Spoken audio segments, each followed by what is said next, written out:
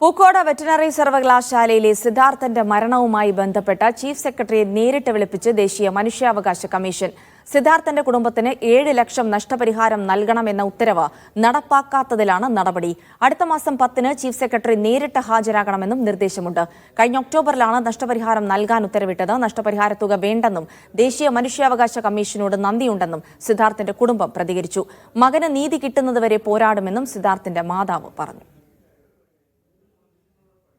ഞങ്ങളുടെ കുഞ്ഞിന് എന്താണോ അതിന് പകരമായിട്ട് എന്താണോ ഞങ്ങൾക്ക് കിട്ടാനുള്ളത് അത് ഞങ്ങൾക്ക് ആവശ്യമില്ല. ഞങ്ങൾക്ക് നീതിയാണ് ആവശ്യം. അതിന് പകരമായിട്ട് ഒന്നും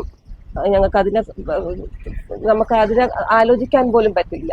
പിന്നെ മനുഷ്യാവകാശ കമ്മീഷന്റെ കൂടെയുള്ള ഒരു ബഹുമാനത്തോടു കൂടി നന്ദിയോടു കൂടെ തന്നെയാണ് ഇത് ഞങ്ങൾ വേണ്ടെന്ന് വയ്ക്കുന്നത്. ഞങ്ങൾക്ക് ആവശ്യം നീതിയാണ്. ഞങ്ങൾക്ക് ആവശ്യം ഈ കുഞ്ഞിന് പകരമായിട്ടുള്ള ഈ കാശല്ല. ഞങ്ങൾക്ക് നീതി കിട്ടുന്നത് വരെ ഞങ്ങൾ പോരാടുക തന്നെ ചെയ്യും.